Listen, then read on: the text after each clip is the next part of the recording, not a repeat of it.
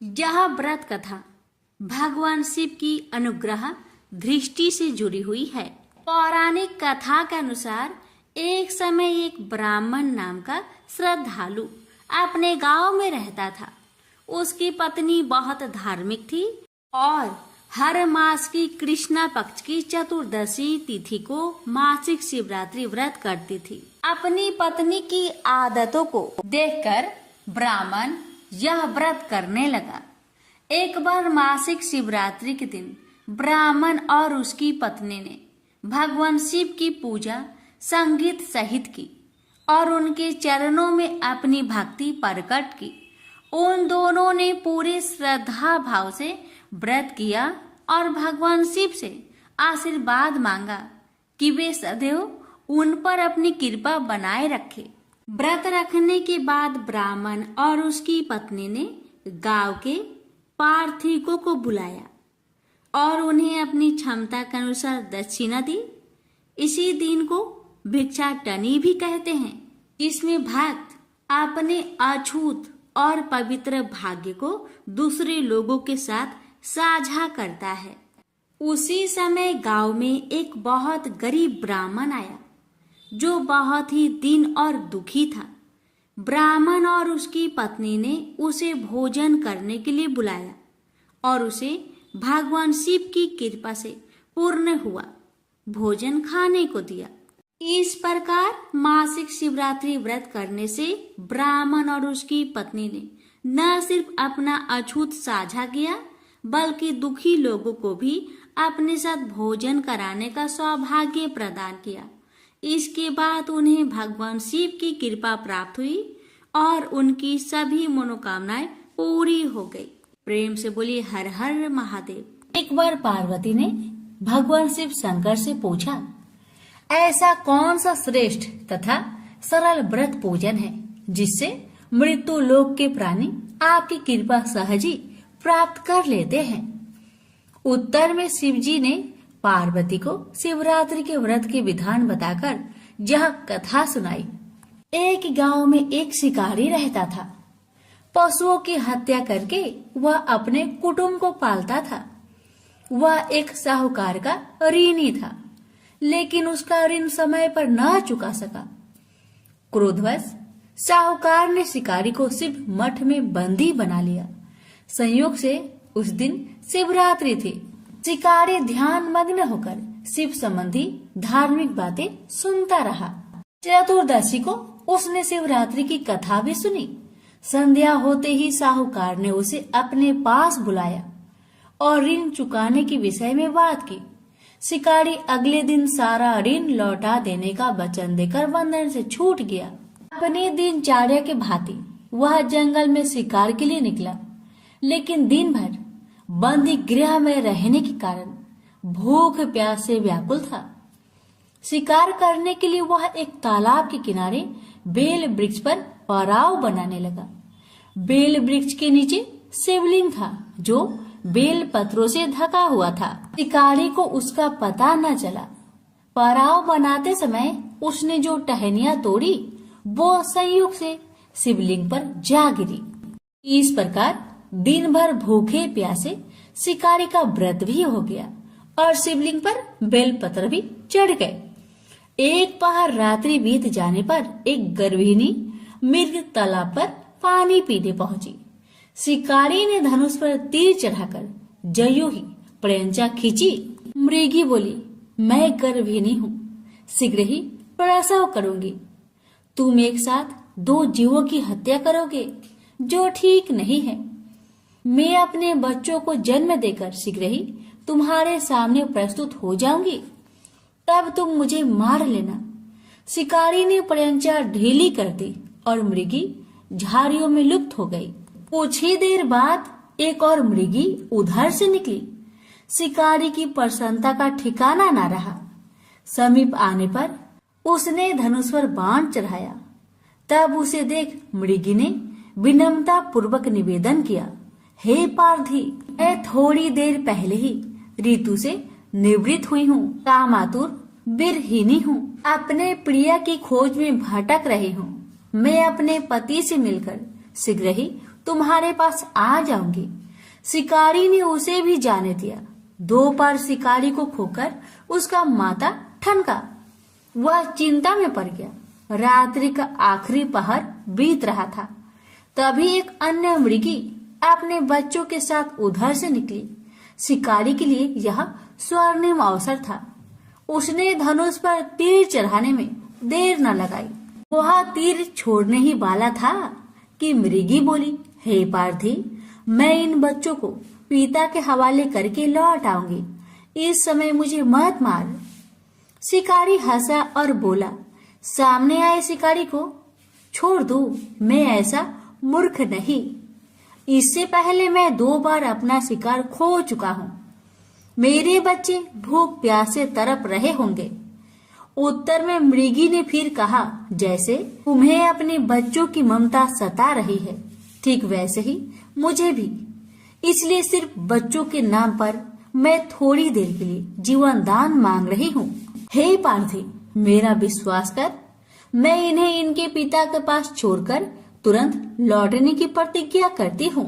मृगी का दीन स्वर सुनकर शिकारी को उस पर दया आ गई। उसने उस मृगी को भी जाने दिया। शिकार के अभाव में बेल वृक्ष पर बैठा शिकारी बेल पत्र तोड़ तोड़कर नीचे फेंकते जा रहा था। पाँव फटने को हुई तो एक हष्ट पुष्ट मृग उसी रास्ते पर आया। शिकारी ने सोच लिया कि इसका शिकार वह अवश्य करेगा।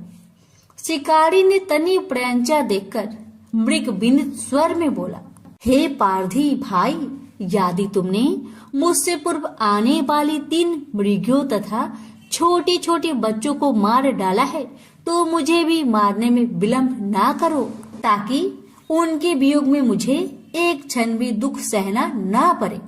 मैं उन मृगियों का पति हूँ। यदि तुमने उन्हें जीवन दान दिया है तो मुझे भी कुछ क्षण जीवन दान देने की कृपा करो। मैं उनसे मिलकर तुम्हारे सामने उपस्थित हो जाऊंगा। मृग की बात सुनते ही शिकारी के सामने पूरी रात की घटना चक्र घूम गया। उसने सारी कथा मृग को सुना दी। मृग ने कहा, मेरी 3 पत्नियां जिस प्रकार प्रतिज्ञाबद्ध होकर गई हैं, मेरी मृत्यु से अपने धर्म का पालन नहीं कर पाएगी। अतः जैसे तुमने उन्हें विश्वास पात्र मानकर छोड़ा है, वैसे ही मुझे भी जाने दो। मैं उन सबके साथ तुम्हारे सामने शीघ्र ही उपस्थित होता हूँ। उपवास, रात्रि जागरण तथा शिवलिंग पर बेल पत्र चढ़ने से शिकारी का हिंसक हृदय कोमल हो गया था। उसमें भगवत शक्ति का वास हो गया था। धनुष तथा बाण उसके हाथ से सहज ही छूट गए। भगवान शिव की अनुकंपा से उसका हिंसक हृदय कारुणिक भावों से भर गया। वह अपने अतीत कर्मों को याद करके पश्चाताप की ज्वाला में जलने लगा। थोड़ी ही देर बाद मृग सपरिवार शिकारी के समक्ष उपस्थित हो गया ताकि वह उनका शिकार कर सके, किंतु जंगली पशुओं की ऐसी सत्यता, स्वाभाविकता एवं सामूहिक प्रेम भावना देखकर शिकारी को बड़ी गलानी हुई। उसके नेत्र से आंसुओं की झड़ी लग गई। उस मृग परिवार को न मारकर शिकारी ने अपने कठोर हृदय को जीव हिंसा से हटा सदा के लिए कोमल एवं दयालु बना लिया।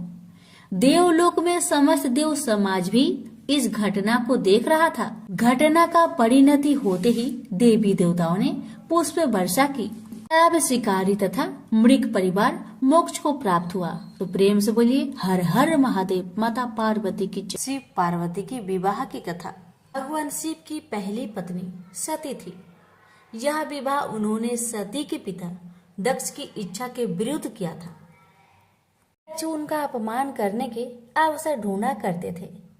पिता के ऐसे व्यवहार से लज्जित होकर सती ने अपना शरीर त्याग दिया। उनकी मृत्यु के बाद शिव हिमालय पर जाकर फिर से तपस्या में लीन हो गए।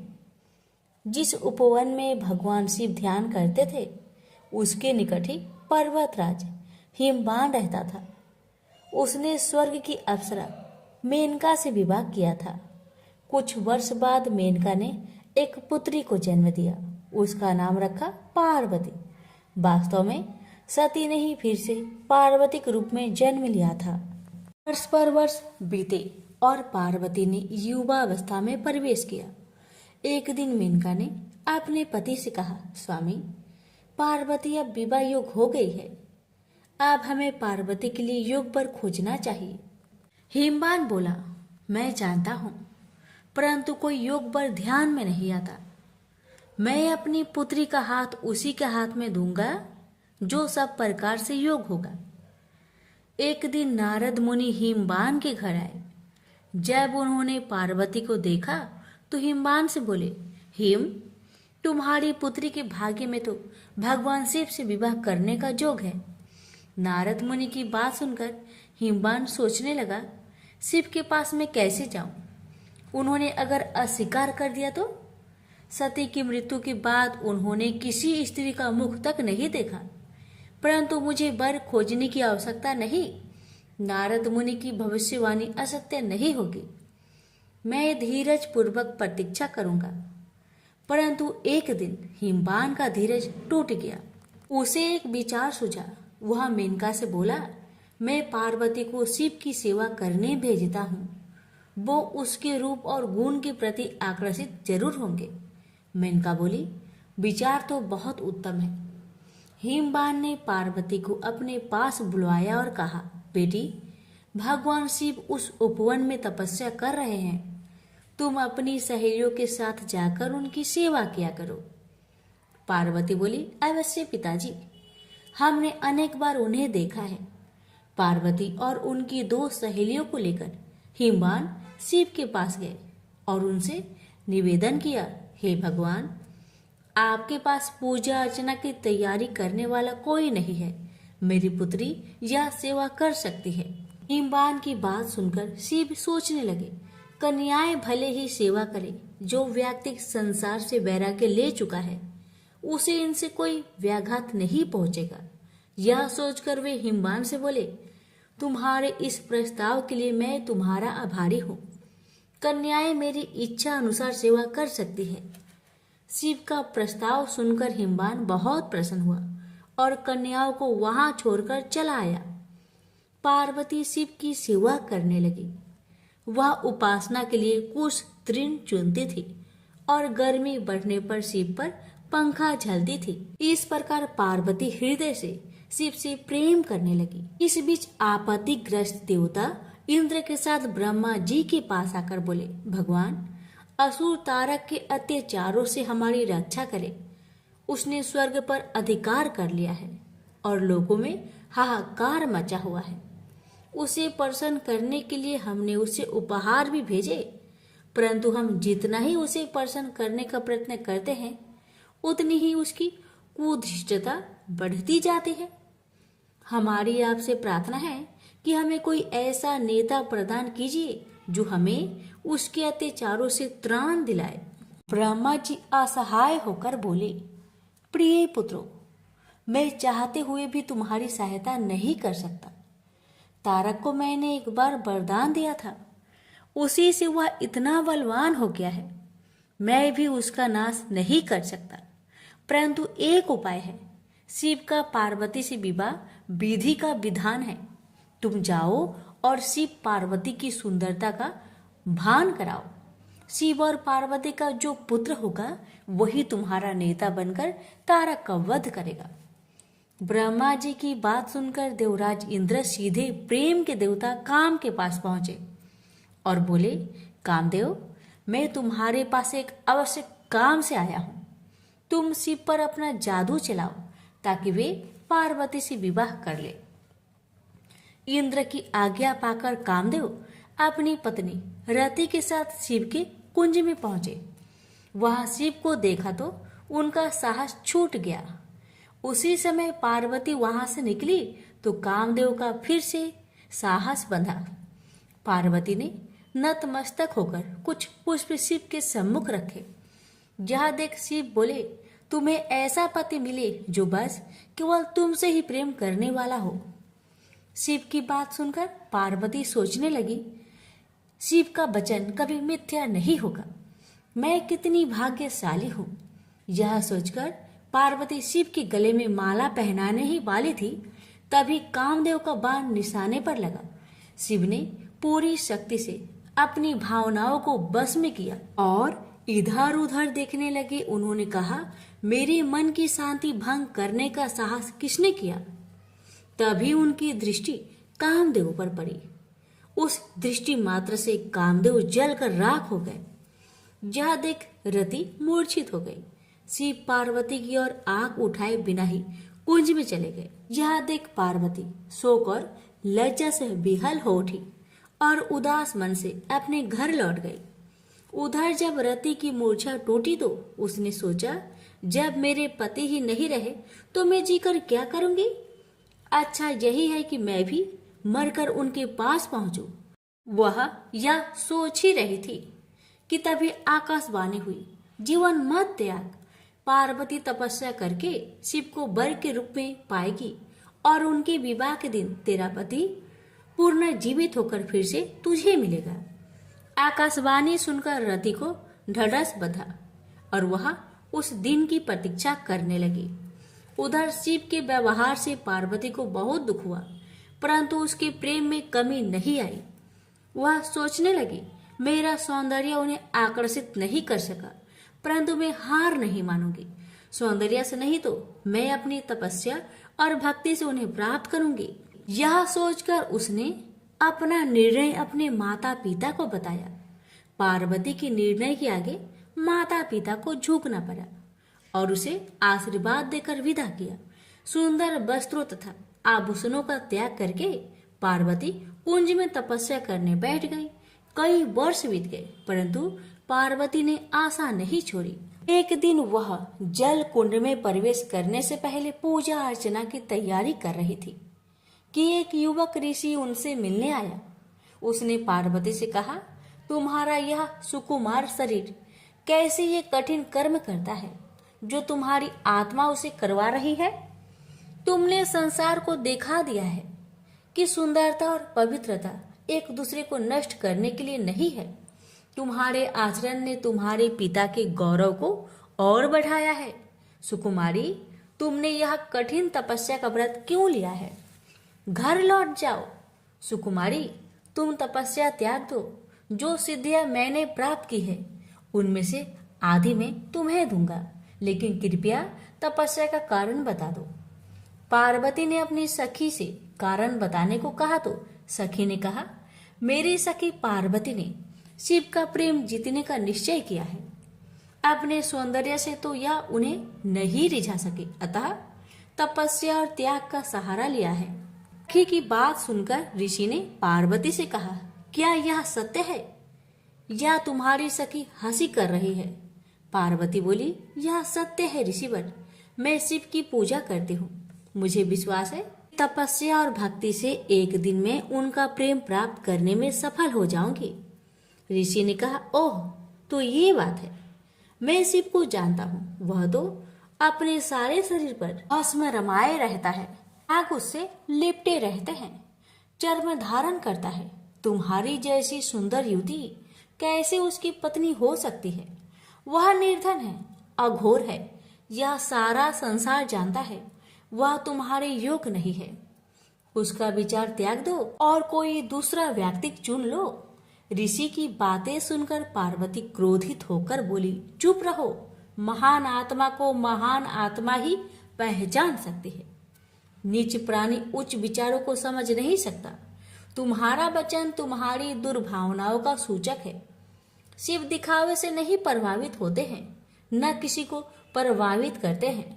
वे अघोर है, निर्धन है, चर्म धारण करते हैं, उनके शरीर से सर्प लिपटे रहते हैं। तो क्या हुआ? वो मेरे मनोनीत देवता है। उनमें चाहे दुर्बलताएं अधिक हो और गुण कम, फिर भी मैं उन्हें चाहती हूँ। पार्वती की सहेलियां यह सुनकर चकित रह गई। पार्वती उनसे बोली, प्रिय सखी, इनसे कहो कि चले जाए, क्योंकि इन्होंने अपने हृदय को ऐसे विचारों से कुलुषित कर रखा है। बुरी बात कहना पाप है, तुरंत उसे सुनना भी और भी बड़ा पाप है। चलो हम चले। क्रोध से भरकर पार्वती जैसे ही चलने को हुई, ऋषि ने जल्दी से आगे बढ़कर उसका मार्ग रोक लिया। देखकर पार्वती आश्चर्य हो गई। वह ऋषि और कोई नहीं, स्वयं भगवान शिव थे। वे पार्वती से बोले, सुकुमारी, तुम्हारी तपस्या और भक्ति ने मुझे जीत लिया है। मैं तुम्हारे सामने विनीत हूँ, तुम्हारा दास हो। किंतु कर्तव्य परायणा पार्वती शिव को छोड़ अपनी सखी के पास जाकर बोली, सखी, इनसे कहो कि मेरे पिताजी से विवाह का प्रस्ताव करना होगा। सखी के यह कह देने पर पार्वती शिव के पास आई। शिव बोले, मैं इसमें तनिक भी देर नहीं करूंगा प्रिय। यह अवशासन पाकर पार्वती अपनी सहेलियों के साथ घर लौट आई। शिव ने सप्त ऋषियों को बुलवाकर उनसे कहा, ब्रह्मा ने देवताओं को वचन दिया है, मेरा ही पुत्र तारक का वध करेगा। इस वचन को पूरा करने के लिए मुझे पार्वती से विवाह करना है। जाकर हिमवान से विवाह का प्रस्ताव करो। प्रस्ताव सुनकर हिमवान अत्यंत प्रसन्न हुआ और उसने विधि पूर्वक शिव पार्वती की विवाह कर दिया। विवाह संस्कार के बाद देवता शिव के पास आकर बोले, भगवान, हमारा आपसे आग्रह है कि रति को फिर से उसका पति मिलना चाहिए। अपनी प्रिय वधू का ध्यान करके प्रेम के देवता कामदेव तथा उनकी शोकाकुल पत्नी पर कृपा कीजिए। अवश्य, अब तो मैं भी उसी कामदेव का दास हूं। कई वर्ष बीत गए। शिव अपनी पत्नी के प्रेम में डूबे हुए थे। अब इंद्र ने अग्नि को शिव के पास भेजा। अग्निदेव शिव के पास गए और उनसे विनती की, भगवान, मैं आपको देवताओं की आवश्यकता का स्मरण कराने आया हूँ। शिव ने अग्निदेव के हाथ में एक बीज रखा और बोले, इस बीज को पकने पर एक बालक का जन्म होगा, वही तुम्हारा सेनापति होगा। अग्निदेव बीज लेकर वहां से चले गए, परंतु वह बीज इतना गर्म था, उसे पकड़े रहना बहुत कठिन था। इंद्र के पास पहुंचते पहुंचते अग्निदेव का शरीर पीड़ा से पीला पड़ गया। वह इंद्र से बोले, बीज मेरे पास है, परंतु उसे संभालना असंभव है। अग्निदेव की दशा देखकर इंद्र दुखी होकर बोले, तुम उसे गंगा के पास ले जाओ, वह तुम्हें ठंडक पहुंचाएगी और इसे संभालेगी। अग्निदेव गंगा के पास गए। जब उन्होंने बीज को लेकर उसमें डुबकी लगाई तो उसमें उफान आने लगा और वह उबलने लगी। तब बीज किनारे पर जा गिरा। उसी समय स्वर्ग की 6 अप्सराएं गंगा में स्नान करने आई। उन्होंने बीज को उठाकर सर घास में रख दिया। बीज तब तक पक चुका था और उसमें से कार्तिकेय प्रकट हुए। आश्चर्यचकित अप्सराएं बोली, इसे हम अपने साथ ले जाएंगे। पहले पहले हमने ही देखा है। फिर गंगा स्त्री का रूप धारण कर बाहर आई और अग्निदेव भी वहां आए। गंगा बोली, इसे मैं ले जाऊंगी, मैंने इसे जन्म दिया है। अग्निदेव बोले, नहीं, यह हमें प्रदान किया गया है। उसी समय शिव तथा पार्वती वहां आए। शिव ने विवाह का निर्णय करते हुए कहा, जो बालक देवताओं का नेतृत्व करने वाला है उसका पालन पोषण पार्वती ही कर सकती है। पार्वती ने प्रेम से बालक को उठाकर छाती से लगा लिया। फिर वे कैलाश पर्वत पर लौट आई। समय बीतने के साथ कार्तिकेय बड़ा हुआ। उसके नेतृत्व में देवताओं और तारक के बीच भीषण युद्ध हुआ। कार्तिकेय ने उसे मार डाला। स्वर्ग का सिंहासन फिर से इंद्र को मिला और स्वर्ग में फिर से सुख शांति का साम्राज्य प्रस्थापित हुआ। प्रेम से बोलिए, हर हर महादेव। माता पार्वती की जय। अभी व्रत में सुनी जाने वाली गणेश भगवान की पावन कथा। एक बुढ़िया माई थी, मिट्टी के गणेश जी की पूजा करती थी। रोज बनाए रोज गल जाए। एक सेठ का मकान बन रहा था। वो बोली, पत्थर का गणेश बना दो। मिस्त्री बोले, जितने हम तेरा पत्थर का गणेश करेंगे उतने में अपनी दीवार न चिनेंगे। बुढ़िया बोली, राम करे तुम्हारी दीवार टेढ़ी हो जाए। अब उनकी दीवार टेढ़ी हो गई। वो चीने और ढा देवे, चीने और ढा देवे। इस तरह करते करते शाम हो गई। शाम को सेठ आया। उसने कहा, आज कुछ भी काम नहीं किया। वो कहने लगे, एक बुढ़िया आई थी, वो कह रही थी मेरा पत्थर का गणेश कर दो। हमने नहीं करा तो उसने कहा तुम्हारी दीवार टेढ़ी हो जाए। तब से दीवार सीधी नहीं बन रही है। बनाते हैं और ढा देते हैं। सेठ ने बुढ़िया को बुलवाई। सेठ ने कहा, हम तेरा सोने का गणेश गढ़ देंगे, हमारी दीवार सीधी कर दो। सेठ ने बुढ़िया को सोने का गणेश गढ़ दिया। सेठ की दीवार सीधी हो गई। जैसे सेठ की दीवार सीधी की, वैसे सबकी करना। कहानी कहने वाले, सुनने वाले, हुक्कार भरने वाले सभी पर अपनी कृपा सदा बनाए रखना। प्रेम से बोलिए गजानंद भगवान की जय।